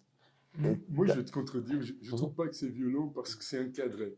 Ouais, c'est sûr. Je trouve que violent, c'est une agression dans un bar, dans la rue, mais tout ce qui est encadré, je trouve que c'est le jeu. C'est pas si violent. C'est de la violence contrôlée. Voilà, Oui, ouais, c'est vrai, c'est vrai. La Encore violence là, j'appelle contrôlée. pas ça de la violence. On peut pas dire que c'est pas la violence quand tu donnes un coup. Oui. Bah, c'est le jeu. C'est un jeu violent. Okay. Tu vois, Bah, c'est une violence qu'on aime. Après, ouais, je trouve, enfin, les gens voient ça mais vraiment, l'intention, c'est pas négatif, c'est ça. Bah, si tu vois ça comme tu vas faire mal, c'est autre chose. Mais si tu vois ça comme je veux faire un point, Mais c'est une autre chose. certains combattants, ils ont cette mentalité de faire mal. Hein. Bon, après, voilà, quand t'es dans le ring, c'est aussi... Ouais, ça, c'est notre esprit. Voilà, c'est notre esprit. Mais de toute façon, même si tu n'as pas l'intention, tu vas le faire mal. Tu vas faire mal. Voilà, faut l'accepter et puis se le mettre dans la tête. Voilà, mais encore une fois, et c'est pour ça que je n'appelle pas ça de violence, parce que c'est contrôlé. Bon, on accepte d'y aller dans cette ambiance qui est contrôlée. La violence, pour moi, c'est gratuit. C'est le jeune homme qui agresse l'âgé dans le tram. Voilà, ça, c'est violent. Voilà, je comprends. Voilà, je pense qu'il y a plusieurs formes de violence. Et puis ça, c'est vrai que c'est totalement différent que de la violence dans la rue. C'est du sport avant tout. Puis c'est vrai que bah, je pense que souvent, des fois, les gens extérieurs, ils ont de la peine. Enfin, quand je leur explique mon sport et tout, ils me regardent un peu avec des gros yeux. Il est fou celui-là. parce qu'ils voient ce côté que violent en fait. Ils ne voient pas derrière la passion et puis l'amour du sport. Derrière. Beaucoup de valeurs. Donc ça leur fait toujours marrer parce que bah, typiquement mon dernier combat à Genève, on voit à la fin du combat vraiment, on se prend dans les bras, on s'est échangé nos Instagram après dans les vestiaires, on est resté au contact. Puis c'est le sport. Voilà. Il m'a offert une occasion de faire un beau combat, quoi. Il n'y a pas du tout de méchanceté, etc. derrière, quoi. Puis ça, des fois, les gens, ils ont quand même un peu de peine à comprendre, et puis c'est tout à fait normal. Enfin, Oui, quelqu'un qui est dehors, mais c'est ça aussi le message que nous essayons de passer ici, c'est de se dire que c'est pas violent, c'est une ambiance contrôlée, et chacun a le libre arbitre d'y aller ou pas. Exactement. Donc et c'est pour ça, encore une fois, que je dis que pour moi, ce n'est pas de la violence, c'est plutôt du sport, et chacun C'est va ça. s'il veut y aller. Donc, Puis comme tu dis, tu as dit un truc très juste, c'est qu'il n'y a personne qui t'oblige, il y a personne qui te met dans le ring de force. Enfin, c'est toi qui as choisi, c'est toi qui as dit à ton coach, ok, j'y vais, c'est toi qui t'es préparé, et c'est toi qui marches vers le ring pour monter dans le ring. Donc c'est toi qui as décidé de le faire, ce combat au final. Puis que je pense que c'est comme ça dans toutes les disciplines. Hein. il faut que ça Ouais. reste au sport. Et Exactement. c'est ça qu'on essaye de transmettre, en fait. Puis moi, ces valeurs, c'est ça que j'aime aussi dans ce sport. Et puis en fait, je pense que c'est aussi une des choses que j'ai vraiment retrouvées dans le Muay Thai et que j'ai vraiment retrouvé en Thaïlande. C'est ces valeurs en fait vraiment de partage, de, ouais, de transmettre en fait ces valeurs, ouais, de partage, de bienveillance, de tout ça en Respect. fait, de respect. Respect, Et ouais. c'est ça que j'ai adoré dans ce sport. Et moi, c'est des valeurs qui m'ont beaucoup parlé. Et puis ça, des fois, les gens, ils ont un peu de la peine à le voir. C'est vrai que c'est bien de le mettre en avant. Et est-ce que tu as commencé, pour quelle raison tu as commencé le sport des combats? Moi, j'étais un jeune très turbulent. Voilà, j'aime bien écouter ces histoires-là. C'est Ouais, soit à cause de ça, soit parce qu'il se faisait agresser, Mhm. harceler, ça dépend de chacun un peu. Et ça, moi, j'étais un jeune très turbulent. J'ai fait énormément de conneries quand j'étais plus jeune. Puis voilà, j'ai eu pas mal aussi de problèmes au niveau de la famille. Et ça a fait que ça a créé pas mal d'énervement un peu en moi. Et puis ça fait que bah, quand quand je me suis mis à grandir, il a fallu gérer un peu cet énervement. Puis voilà, je me suis énormément aussi battu étant plus jeune. Et puis après, bah, un jour en fait, Donc là, c'était pas une violence contrôlée. là c'était pas une violence Là, contrôlée. justement, là, c'est pas Là du sport. c'était pas contrôlé du tout. Puis voilà, je suis quelqu'un en moi qui avait énormément de rage en fait. Puis je te disais un peu avant, j'avais énormément de rage. Puis bah, je savais pas trop quoi en faire. Et un jour, suite à un événement, bah, j'ai eu le déclic, je me suis dit, maintenant, t'as deux choix dans ta vie. C'est soit tu fais quelque chose de bien, ou soit bah, tu continues à faire des conneries et faire n'importe quoi. Et puis bah, à ce moment-là, je connaissais en fait déjà, j'avais déjà un peu un pied dans la salle, mais pas trop. Et puis en fait, après, bah, j'ai rencontré aussi Alexis, et j'ai parlé de ça avec lui. Et puis je me suis dit, non, bah, fais quelque chose de bien de ta vie. Et je me suis lancé à 100% dans le sport. Et en fait, bah, ça m'a. c'était Ça, je pense que c'est important. Comme Ruben l'a dit tout à l'heure, Mhm. c'est le but aussi. C'est pas pour rien qu'on a inventé aussi ce nom, mentalité martiale. C'est pour montrer aux gens ces côtés des valeurs. Mhm. Voilà. Moi ici à mon club, j'ai au moins une fois par semaine il y a des cas de personnes qui arrivent un peu pareil. Et je suis sûr que le plus grand changement, c'est sûr que dans ta famille, Mhm. je dis pas que tes parents, mais voilà, les cousins, même les personnes qui sont un peu plus loin, ils ont vu ces changements dans Bien ta sûr. vie. Mhm. C'est sûr qu'ils disent, ouais, c'est vrai, j'ai des élèves qui m'ont dit, moi, j'étais pas bienvenu pour le repas du dimanche en famille, parce que j'étais un peu fou même, hein, rageux, voilà, je méritais pas d'être là, il m'a dit comme ça. Et depuis que j'ai commencé à faire, donc ça a changé mon esprit, maintenant je suis cool, calme, et les gens de ma famille, eux m'ont déjà expliqué, rentrent et disent, c'est vrai, depuis qu'il a commencé ces trucs-là, ça va mieux, ça fait plaisir, Marie. Ça fait plaisir qu'il soit là dimanche avec nous, tu vas à la table. Bah oui. Et ça, c'est un côté très important. C'est pour ça que j'ai dit Moi, tout à l'heure, j'aime bien entendre, écouter ces histoires. bien sûr. Pour quelles raisons on a démarré. Mon cas, c'était pas du tout. C'était plutôt au contraire. J'étais un peu timide. Et j'avais déjà des gens de la famille qui faisaient du sport de combat, donc mes parents m'ont mis depuis tout petit. Et c'est sûr que ça a beaucoup aussi m'aidé au niveau du caractère et tout ça. Ouais. Et chacun trouve un équilibre avec les sports de combat. Et Bah, je ne dis pas que les sports de combat, les arts martiaux, c'est mieux que les sports, que la natation, que le foot, tout ça. Mais certaines valeurs, tu ne vas pas trouver ailleurs. bien C'est sûr. que les arts martiaux. C'est sûr. Puis moi, bah, justement, je peux dire un peu que la boxe, ça a été ma thérapie. Un peu. Il y en a qui vont peut-être chez des psys, etc. Bah, moi, j'allais Ouais, boxer. des fois, on dit aux juges, vous la bagarre thérapie. Voilà, c'est ça, mais c'est vraiment ça. Et puis, moi, ça a été ma thérapie. Puis aujourd'hui, bah, je suis hyper fier quand je vois le chemin. Enfin, pas que comme combattant. Quand je vois le chemin aussi autant qu'homme, autant que personne. Et ça, je pense que c'est aussi important. Enfin, voilà, si je vois ma mère, enfin, il y a quelques années en arrière, c'était compliqué. Enfin, je la décevais beaucoup. Puis là, maintenant, elle est fière de moi. Elle voit que bah, j'ai grandi et puis que je me suis développé dans ma passion. Donc voilà. Et puis c'est vrai que aussi, bah, justement, quand je marche vers le ring, on en parlait avant, bah, des fois j'ai tous ces éléments en tête. C'est pour ça que je sais aussi d'où je viens, je sais le chemin que j'ai parcouru, et puis ça me donne aussi tous ces événements bah, que j'ai pu vivre, ça donne aussi, ça donne un peu une force intérieure. C'est très cool, très important d'écouter ça. C'est comme ça les gens qui vont voir donc cet épisode, cette vidéo, peut-être qu'ils vont commencer à comprendre un peu plus quand ils voient deux combattants dans la cage sur le ring, même les gens de l'extérieur qui ne connaissent pas les arts martiaux, vont peut-être donner un peu plus de valeur. Bien Ils sûr. vont dire, écoute, là-bas, c'est pas deux bagarreurs qui sont là. Mhm. C'est deux gars qui travaillent sérieusement. Et Tu vois, si tu vas avoir un combattant pro comme Jimmy, comme l'a cité tout à l'heure, un combattant pro de MMA, c'est un travail de 6-8 heures par jour. Bien sûr. Tu vois, il faut avoir la discipline, et c'est carré. C'est pas deux fous qui vont rentrer dans la cage, Ouais, ils bien vont se sûr. taper dessus. Non, il y a tout ça derrière. Et ça, c'est important de donner cette valeur, montrer aux gens. Comme ça, ceux qui sont pas dans le milieu, et ils vont comprendre. Aussi. J'ai déjà vu avant, j'organisais des soirées de MMA. Je fais en Valais, à Genève aussi. Et des fois, moi, avec Finkati, c'est le président de Shimodo, on a invité les autorités. À une époque, ils ont voulu même interdire les MMA à Genève. C'était une polémique, c'est interdit ou pas. Pour finir, c'est pas passé. Et chaque fois nous, on avait un peu peur aussi. On disait, oh là là. Moi, je dis la vérité, j'ai transpiré. Quand j'ai vu le combat, ça commençait l'effort. Je dis, oh non, j'espère qu'il ne va pas avoir un chaos méchant là. Monsieur, il va voir, je sais quoi ça. Mais à chaque fin d'événement, à la fin, ils disaient félicitations. J'ai vu une leçon de respect ici ce soir. Bien sûr. Tu vas rentrer le public, le combat d'après, toujours des petits dérapages. Le public, voilà, des fois. Mais ils ont vu de respect. Ils disent, félicitations, bravo. Je ne m'attendais pas à ça. Je pensais que c'est un truc des sauvages, des fous, et pas du tout, c'est bien encadré. Ça change la vision. Ça change la vision. Donc, c'est important de donner cette image aux arts martiaux, surtout qui sont pas trop. La Muay Thai, c'est traditionnel aussi, mais on n'a pas la même vision que le judo, par exemple. Bien sûr. Judo, quand tu parles de judo, on pense direct à la discipline. Ouais. Tu vois, le jiu-jitsu brésilien, un petit peu moins. Donc, la boxe thaï, on pense un peu à la bagarre. Mais tous ces arts martiaux, tous ces sports de combat, à la fin, ils vont dans la même direction. C'est sûr. Ça, c'est... Mais c'est pour ça aussi, ce que tu dis, ça me fait penser que moi, il y a énormément de gens autour de moi qui avaient un peu des a priori, etc. Et puis qui disaient, non, j'ai pas envie de venir voir des combats, c'est trop violent. Moi, c'est souvent la phrase des fois qu'on me dit, non, je veux pas voir des combats, c'est trop violent, je vais pas aimer.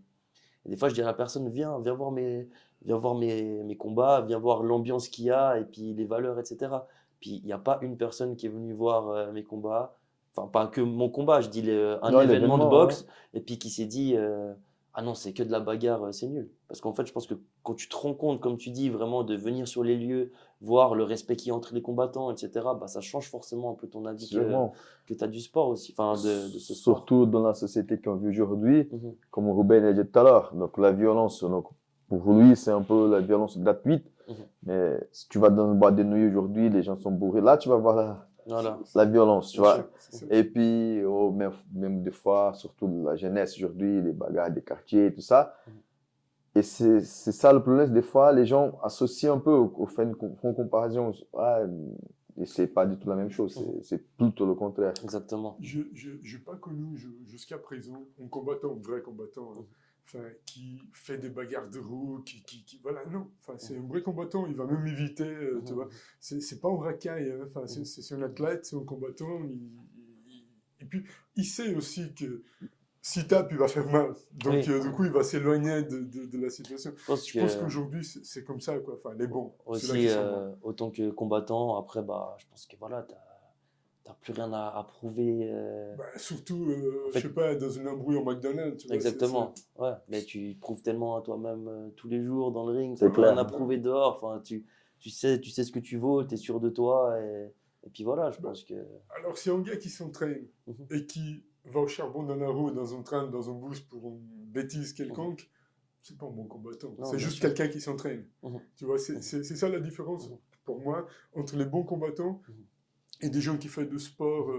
Non, c'est sûr. Ah, ça, c'est la mentalité. Et puis je pense que la mentalité, enfin, quand tu es combattant, la mentalité, elle est hyper importante aussi. Si tu as une mauvaise mentalité, que tu as une mauvaise attitude, bah, ça va se ressentir, je pense, aussi sur le travail que tu fournis à l'entraînement. Tu sais, il n'y a pas longtemps, on a eu Fanga ici, Brian Fanga, qui était champion suisse de boxe anglaise. Et il disait, quand il arrivait dans son premier combat, qu'il faisait son visage de méchant, et puis voilà, il pensait que... Mais, puis après, à la fin de ce combat, il y a son adversaire, son partenaire, hein, bah, qui est venu dans le vestiaire, je le saluais, non, non, bon combat, etc. Il était un peu choqué avec la situation. Ben, ceux-là qui n'ont pas vu, je peux mettre le lien en description. Donc, à savoir que on a tous un chemin, on a tous un Bien sûr. apprentissage, et il faut juste comprendre qu'on n'est pas là C'est clair. pour charcuter, quoi. Enfin, c'est... Et voilà, Moi, je donne toujours un exemple comme ça. Si tu vas dans une boîte de nuit, tu vois, il y a une équipe qui font la sécurité, tu mets 5 gars qui font. 3 gars, ils font du sport de combat, c'est des combattants. 2 qui ne font pas. S'il y a un dérapage, probablement c'est les 2 qui ne font pas des combats. Tu vois, s'il y a un embrouille avec un client qui va gérer, qui va avoir plus de la peine à gérer ses émotions. Moi, j'ai déjà travaillé de boîte de nuit, donc les gens sont bourrés, ils vont t'insulter, tout ça. Mais quand tu es sûr de toi, mais comme tu as dit, chaque jour sur ta famille, tu regardes, tu dis, ouais, c'est bon, monsieur, ouais, c'est bon. Mais quand le gars n'a pas cette confiance en lui-même, c'est là peut-être qu'il va vouloir prouver. Et là, tu vois tout de suite, tu vois, si tu mets 5 gars, 3 qui font du sport de combat, 2 qui ne font pas, probablement c'est vraiment un truc qui se passe mal. Je ne vais pas dire que c'est 100% sûr comme ça, mais c'est toujours plutôt les 2 gars Bien qui sûr. n'ont pas Et cette souvent, expérience pour gérer. c'est celui-là qui se font avoir sur le tatami, et puis en dehors du tatami, c'est quoi plus Ah, ça c'est important, sûr. et Ouais. souvent sur le tatami, ils se font avoir. Enfin, Il y a c'est... des personnages, ça c'est Ben sûr. oui. Ça, c'est sûr. Et sinon, Danilo, est-ce que tu as un combattant que tu voulais affronter en Suisse? Alors de nom comme ça, non, pas vraiment. J'aurais pas vraiment une personne à dire ce gars-là, je veux l'affronter. Après moi, voilà, ce que j'ai vraiment envie, ce que j'aimerais vraiment cette année, c'est d'aller prendre une ceinture. Donc une ceinture en classe B, en semi-pro, une ceinture suisse. Dans quelle organisation, fédération? Alors par exemple, la ceinture qui m'intéresse un peu en fin d'année, Swiss Muay Thai League, ils font les ceintures en classe B. C'est un tournoi et le vainqueur il part avec la ceinture ou c'est quelqu'un qui est déjà à la ceinture et que En général, ils sélectionnent un peu des combattants, puis en fin d'année, ils te et mettent pour le il voit titre. la saison, ceux qui ont fait la meilleure performance, ils combattent pour la ceinture à la fin. Exactement. Ok. Donc ça m'intéresserait d'aller prendre une ceinture avec cette organisation ou n'importe laquelle. Il y a combien d'événements par année pour qu'ils... Ouais, en tout cas, avec eux, c'est une fois par année. C'est en fin d'année. Non, ça, le combat pour la ceinture. Mhm. Mais avant, combien d'événements il y a Ah, en fait, avec eux, il n'y a pas un nombre d'événements à effectuer, en fait. C'est vraiment, ils Et entre regardent un guillemets, peu. c'est les 2 qui ont gagné plus de combats dans la même catégorie qui vont s'affronter au Mais final t'es pour pas la obligé ceinture. de combattre avec eux. Faut dire qu'en D'accord. fait, Swiss Muay Thai League, ils font beaucoup de combats en amateur. Il n'y a Mhm. pas, il y a pas beaucoup de gars en semi-pro dans leurs événements qu'ils organisent un peu tous les mois. C'est un peu, en fait, bah, moi, voilà, j'ai déjà fait mes combats en amateur avec eux. Et puis, bah, ils savent que j'aimerais bien faire la ceinture. Donc, si il se pose que tu as le niveau, qu'il y a quelqu'un Mhm. qui a le même niveau, donc vous pouvez vous affronter Exactement. comme ça. Après, il y a plein, bah, aujourd'hui, voilà, il y a plein de ceintures, il y a plein d'organisations qui mettent des ceintures en jeu, que ce soit en amateur, en semi-pro ou en professionnel. Moi, là, je sais que je vais avoir une année assez chargée. Et puis, j'aimerais bien justement prendre une petite ceinture au niveau suisse, peu importe un peu l'organisation au final. Si c'est pas avec je dis Swiss Muay Thai League parce que j'ai fait mes combats en amateur avec eux. Et puis, eux, je sais qu'ils font des combats aussi en semi-pro au niveau des ceintures suisses. Mais si c'est une autre organisation qui me donne l'opportunité de le faire, je le ferai. Et puis après, bah, sincèrement, moi, peu importe l'adversaire qui est en face, je me prépare. J'ai jamais refusé un combat. Donc, je me prépare et puis j'irai. Et est-ce qu'on peut dire aujourd'hui, euh, si le niveau performance des athlètes en Suisse, c'est plus fort côté alémanique, roman, ou c'est... Hmm. Non, moi, Euh, c'est une question un peu... ouais, je Au dirais côté JJB, roman. j'étais sauvé pour la vie. Je dis au JJB avant, Mhm. avant toi. Donc, JB, je peux dire que c'est plutôt côté Suisse romande. Là, on sort plus des résultats. Mais ils sont bien aussi côté Suisse alémanique. Après, voilà, je pense comme tu dis, en Suisse allemande, il y a quand même un gros niveau, il y a des gros clubs. Et puis là-bas, il y a quand même un truc, enfin, je sais pas si c'est mon impression, mais il y a quand même un truc vachement carré quand même. Enfin, tu sais que quand tu tombes sur un gars de là-bas, c'est un gars, il va être préparé, etc. Donc je pense pas il y a un endroit de la Suisse qui est meilleur que l'autre. Je pense que voilà, je pense il y a des bons combattants partout en Suisse. Je pense que ça dépend aussi des clubs.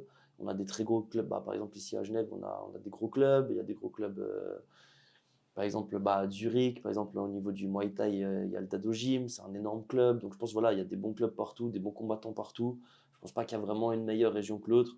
Après, c'est vrai que moi, j'ai déjà affronté justement des combattants suisses allemandes et puis c'était des gros combats et c'était des gars bien préparés. Ok. Donc je pense voilà. Après, je pense que pour parler de la Suisse en général, à mon avis, on est quand même en train de montrer qu'on a notre petite place. On voit qu'en Suisse maintenant, on a l'occasion de faire plein de gros galas. Il y a plein d'événements possibles. Donc je pense qu'en Suisse, c'est en train de monter en fait, en Suisse un peu dans sa globalité. Et c'est qui ton combattant préféré actuellement? Actuellement, moi j'aime beaucoup One, Jonathan Agerty, qui est un combattant que j'apprécie beaucoup son style, son explosivité, etc. Puis c'est que là il va combattre, il combat ce week-end. Et puis c'est un combattant que j'apprécie énormément. Autrement, il y a aussi Superlek que j'aime énormément. Et puis il y a plein d'autres combattants, mais Jonathan Agerty, si je dois en dire un, ça serait lui. J'aime beaucoup. Et comme je suis pas trop maintenant, Mhm. c'est qui le grand champion en ce moment au Glory? La grosse tête. Glory, moi ça fait un moment. Le Glory, pour être honnête, je suis plus trop en ce moment. Du coup, je pourrais pas dire vraiment qui domine là-bas en ce moment. Ça fait longtemps que j'ai plus regardé des combats là-bas. Il y a le Genevois qui combat là-bas, non? Oui, Comment il s'appelle? je pourrais plus te dire son nom. Qui s'entraîne au Sinto. Sinto, Si je me trompe pas, poids ça va lourd. me revenir son nom Poids lourd, exactement. normalement. Qui est un très très gros combattant. Et Je lui, le pense, Glory. il a combattu au Glory, oui. Ouais. Il a combattu. J'ai un blanc sur son nom, mais il a combattu pour la ceinture. Malheureusement, il est reparti avec la défaite, mais après un très très gros combat et une grosse performance de sa part. Ok. Alors, t'as encore des questions, Ruben? Non. Sûr. Ben, en poids moyenne, c'est Cédric Dombet, Mhm. au Glory. Ah oui, ouais. Bon, ça fait un moment qu'il combat plus quand même. Ouais, c'est ce qui. Mhm. C'est le j'attends dernier. aussi. C'est Dick Dombé. Je peux profiter là. Tu peux voir où il a combattu Jimmy au MMA? Je peux chercher. Voilà, je profite Ouais. un peu. C'est Dick Dombé, maintenant il est à la PFL. Mhm. Et t'aimes bien son style. Euh, alors, Et si j'ai bien compris, toi, t'es un combattant plutôt calme. Donc le trash talk, c'est pas vraiment ton truc. non. Mais si un jour, Mhm. il y a un combat intéressant, on va dire, t'es chez les pros, Mhm. il y a une belle organisation, et un promoteur qui dit que Danilo, Alexis, on veut que tu fasses ce combat-là. Mhm. Mais il faut que ça fitte un petit peu. Est-ce que Alors, pour répondre à ta question et avant que ça aille, donc c'est UAE Warriors. Ah, Abu Dhabi. Oui, Abu Dhabi, non, c'est juste Abu Dhabi. Je Abu savais que c'était Dhabi. Abu Dhabi. Abu Dhabi, ok. Abu Ouais. Dhabi, juste. J'ai pensé que c'était en France. Alors, est-ce que Alors, tu t'es prêt à jouer le jeu ou pas du tout? Oui, mais avec certaines limites. Comment tu vas pour ça? Et alors si ça t'arrive? je serais prêt à jouer le jeu et avec certaines limites quand même. C'est vrai que moi, voilà. Je pense qu'on peut jouer le jeu, mais c'est possible de jouer le jeu et garder le respect. Bien sûr, exact. Bah, c'est ce Mm. que j'allais dire. C'est que je veux bien. Ça fait partie aussi du truc de se lancer 2-3 piques. Et surtout maintenant, on voit avec les réseaux, etc. Tu lances 2-3 piques à ton adversaire, il répond. Et puis ça met un peu du chaud. Puis ça pimente un peu le combat. Puis au final, je trouve ça bien. Dès que c'est Enfin, fini, on serre la main et voilà. exactement. Je trouve ça bien. Ça fait partie du jeu. Ça fait partie du truc. Et puis je trouve ça bien. Mais comme tu dis, tant que ça rentre dans le respect, moi, je serais pas. Jamais j'accepterais pour un combat d'aller insulter mon adversaire ou d'aller lui manquer de respect ou cracher sur le travail qu'il fournit pour faire ce combat. Parce que ça rentre pas dans mes valeurs et puis dans ma vision, ça rentre pas dans les valeurs de mon sport. Mais après, s'il faut pimenter un peu le truc, lancer 2-3 vannes et puis se marrer et puis se faire monter un peu la tension, bah, ça fait partie du jeu. Et puis je trouve ça bien aussi. Après, comme on voit avec, on parlait de Cédric Doumbé, on a tous vu l'énorme trash talk qu'il a fait avec le matelas, etc. Alors, je trouve ça, moi personnellement, je le ferai pas, mais après, quand je le regarde, Après, il y a une grosse pression aussi, hein. il y a Quand une tu grosse fais ça, pression. Il faut assurer derrière, parce que euh, si tu n'assures pas derrière, c'est pour ça que voilà, enfin, si je quand parle de quand il a moi. perdu ce combat contre Baki, Ouais, après, ouais, exactement. c'était Ouais. chaud. Ouais, bah voilà, après, tu te prends une vague d'insultes un peu sur les réseaux, et puis, bah, faut s'attendre à ça. Après, enfin, tu me demandais, moi, mon avis. Moi, personnellement, je trouve que. Enfin, j'ai pas du tout. Voilà, Cédric Doumbé, c'est un grand combattant, plusieurs fois champion du monde au Glory. Enfin, le gars, quand même, il vient pas de. Alors oui, il a Bah, pas. il a battu Jimmy Vienno d'ailleurs. Ouais, exactement. Alors Ah ouais. après, voilà, dans le MMA, il n'a pas un grand palmarès, mais c'est quand même un combattant qui a fait son nom. Moi, Danilo Sforza, mon nom, enfin, je me sens pas en fait légitime de commencer à dire, enfin, de commencer à trash talk mon adversaire, alors que voilà, je suis encore au début. Faut rester humble. Je pense que moi, c'est vraiment une valeur que j'ai, je pense, c'est de rester humble, en fait, de garder les pieds sur terre. J'ai que 8 combats, j'en ai pas 10 000. J'ai encore tous les combats à faire, faut rester humble. Chaque combat, c'est un nouveau défi. J'ai jamais sous-estimé un adversaire, je sous-estimerai jamais un adversaire. Je travaille dur chacun de mes combats. Peu importe qui j'ai en face de moi, je travaille le même nombre d'heures, le même nombre de jours, c'est les mêmes entraînements. Que j'ai un adversaire qui a un combat ou 30, ça sera la même chose. Enfin, le planning de ma semaine, il reste le même. Donc je pense que c'est aussi une de mes forces, c'est de rester humble et de travailler très dur. Je pense être un combattant très discipliné. Je ne me plains jamais les entraînements, je suis toujours là à l'heure, je m'entraîne beaucoup.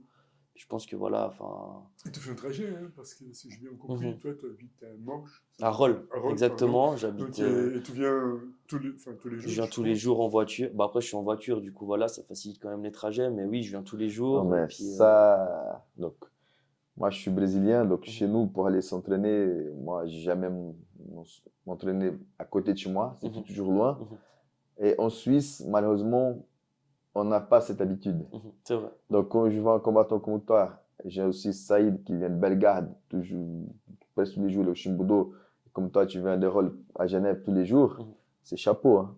C'est la Ça, motivation et puis ça fait, ouais, c'est la passion du sport. On le fait sans réfléchir, on le fait parce que bah faut s'entraîner et puis voilà, hein, bah, je pense comme toi qui as fait beaucoup de trajets, t'es pas motivé tous les jours, hein, des fois. Enfin la motivation ça part, ça revient, ça part, ça revient. Donc la c'est pour ça que je motivation, Comme tout disais le monde, hein, exactement comme tout le monde, c'est hein. la Des discipline fois, qui. des fois on me dit, bah, moi souvent ce qu'on me dit c'est, enfin des fois moi souvent j'allais courir les matins à 6 heures dans le froid machin. Puis moi je mets beaucoup de trucs sur Instagram, du coup les gens ils voient beaucoup mes entraînements. Et des fois, on me dit, ah, je sais pas comment t'es autant motivé que ça, etc. Mais puis je leur dis, mais je suis pas motivé, hein. Quand je dois aller courir dans le froid à 6 heures du matin, qu'il fait 6 degrés et puis que je pourrais dormir, je dis, je suis pas du tout motivé, mais je le fais parce qu'il faut C'est être la discipliné, discipline. exactement. il faut discipline. Puis je pense que c'est un de mes atouts. Puis à mon avis, tous les combattants qui doivent Mais c'est sûr. vraiment sont tous disciplinés. Enfin, c'est pas que De moi, quoi. toute façon, dans la vie, sans sacrifice, sans derrière. Que Exactement, ce soit sport exactement. de combat, La côté discipline, professionnel, tout c'est ça, c'est. Ouais, primordial c'est dans quoi primordial. que.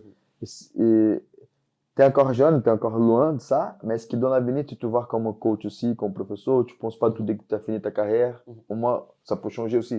bien sûr. Tu peux penser ça Mhm, aujourd'hui, mhm, mais est-ce que tu penses que tu te vois un peu comme coach plus mhm. tard? Ou non, je veux pas ça, moi, je veux faire autre chose. Bah, c'est intéressant ta question parce que bah, je l'ai dit au tout début. En fait, moi, en ce moment, je fais des études pour faire éducateur. Donc, j'ai énormément travaillé en foyer avec des jeunes. J'ai un peu 2 ans de pratique de terrain. Je travaille avec des jeunes, etc. Et en fait, bah voilà, moi, je veux finir mon papier, finir mes études. Il me reste 1 an et demi avant vraiment de me concentrer qu'à la boxe. Et ensuite, plus tard, je pense pas, enfin, mon objectif, c'est pas d'être vraiment coach dans un club, mais ça serait plutôt d'allier un peu ce côté éducateur, Social. social éducateur avec la boxe, et en faisant C'est peut-être sûr des que tu camps pourras faire, d'immersion. c'est sûr que tu pourras faire beaucoup de choses pour les Bien jeunes et sûr. pour les Mhm. enfants. Bah là, typiquement, j'ai travaillé. Là, j'ai eu un stage de 6 mois dans une école spécialisée comme éducateur. Puis bah voilà, tous les mardis après-midi, je faisais des ateliers boxe avec les jeunes. Donc je les prenais, on allait à la salle, je leur montrais les bases et puis un peu bah, pour transmettre ces valeurs.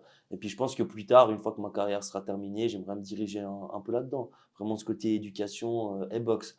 Mais après, je me vois pas vraiment. Mon objectif en tout cas, alors comme tu dis, peut-être ça va changer, mais mon objectif, c'est pas d'être vraiment coach dans un club à 100%. Ça serait plutôt vraiment un peu travailler dans l'éducation avec des jeunes et puis faire un peu de la boxe thérapie. Enfin, montrer, en fait, j'aimerais vraiment pouvoir transmettre comment moi, la boxe, ça m'a aidé. Bah, j'aimerais vraiment, en fait, pouvoir enfin, permettre à certains jeunes de se faire aider peut-être avec cet outil. Parce que je pense, à mes yeux, en tout cas, la boxe, c'est un outil de travail extrêmement important avec les jeunes. Enfin, qui peut aider, en tout cas. Justement, pour les jeunes qui débutent, Mhm. quel est ton conseil? Bah, faut rien lâcher. Je pense la discipline. Enfin, si je peux te donner un conseil, c'est que bah, ça va être dur. Au début, c'est dur, hein. Des fois, tu débarques dans une salle, il y a déjà beaucoup de niveaux. Donc, c'est dur des fois d'arriver dans une salle. Mais voilà, faut rien lâcher, faut être discipliné. Puis comme je leur dis encore une fois, la motivation, ça vient, ça part, faut pas se baser là-dessus. Il faut garder un objectif. Et je pense que voilà, c'est un conseil que je peux donner. C'est important d'avoir des objectifs parce que je pense que sur du long terme, Mais si t'as pas un but, vraiment, si t'as pas de but, c'est compliqué d'aller tous les jours. Enfin, moi, voilà, je sais que je suis quelqu'un, j'aime bien avoir une date de combat parce qu'en fait, bah, là, typiquement, je sais que le 15 mars, je vais combattre. Donc, tous les jours, bah, quand il y a la baisse de motivation, bah, je me dis non, mais tu es obligé d'aller, tu peux pas louper un entraînement. Puis en fait, ça te motive, ça te redonne un peu la motive tous les jours. Donc, je pense que d'avoir un but et puis de s'y tenir, c'est important. Mais pas que dans la boxe, je pense que c'est comme ça pour dans la vie quelle du modalité, dans la quotidien. vie en général. Exactement, avoir des buts, s'y tenir et puis avoir un peu un objectif de vie. une question importante Mhm. avant de finir, Mhm. sauf si Ben, tu vous poses encore des questions après. Est-ce que tu as des sponsors? Non, actuellement, j'ai aucun sponsor. C'est quelque chose que j'aimerais bien avoir Nous, cette non, année. nous, on n'en a pas non plus. Nous non Si, plus, t'inquiète. il faut chercher On est ensemble. à la recherche ensemble. Non, si on dit qu'on n'a pas, c'est pas juste. Mhm. Enfin, on a quand même Chiboudou qui nous met la place à la Bien sûr. disposition Mhm. et peut-être un peu de matériel dans l'avenir, mais voilà, ça c'est quand même un sponsoring parce que Bien sûr. nous on ne paye pas de loyer Mhm. pour utiliser cet espace. Donc moi je pars du principe Hmm, que c'est quand même un sûr. sponsoring. bien sûr. Ouais, faut rester juste dans ce qui est juste. Non, moi, non, j'ai pas de sponsor actuellement. J'ai déjà eu 2-3 demandes que je vais pas citer, mais j'ai déjà eu 2-3 demandes.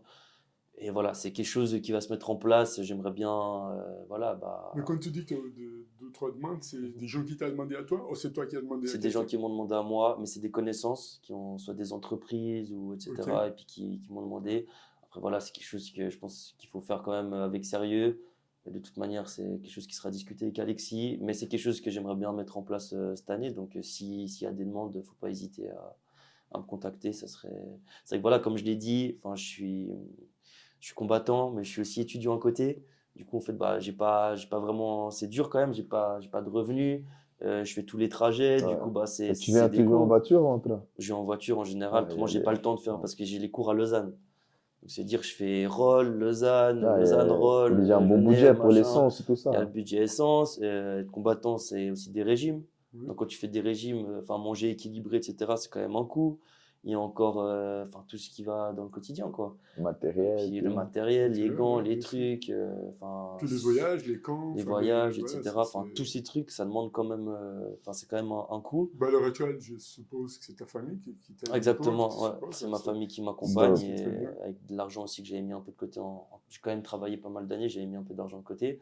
Mais voilà, moi, enfin, la boxe, c'est ma passion, mais au-delà de ça, j'ai l'objectif de passer professionnel et puis de pouvoir vivre peut-être un peu de ça Donc, pendant un ceux qui moment de veulent ma vie. Donc, sponsoriser, il faut discuter maintenant, avant qu'ils soient voilà, champions envoyer. avant qu'ils soient champions de l'NFC. Après, ça sera plus cher. Après, c'est plus compliqué. Hein. Il faut Faut discuter. venir maintenant, faut Voilà, monter dans le il train faut maintenant. signer le contrat maintenant. Exactement. juste. Mais en tout cas, non, c'est en recherche et puis on verra par la suite.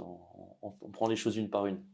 Ben, en tout Donc, cas, voilà. nous, on te souhaite tout de bon pour Merci l'avenir. beaucoup. On espère Merci. que tu gagnes beaucoup de combats et que J'espère tu aussi. reviendras ici Avec à grand nouveau, plaisir. Avec grand plaisir. cette Merci fois-ci beaucoup. au Normalement, on suit tout par voilà, les réseaux. Si je contacte avec Alexis. Avec grand Mais plaisir. dès que tu as les résultats, tu nous envoies aussi. Donc, Ouais. pour la Ouais, chaîne aussi. ouais, je vais sûr. peut-être contacter cette association qui organise. Si je travaille pas, peut-être je passerai faire un petit reportage. À fond, ouais. Je- Bah, avec grand plaisir.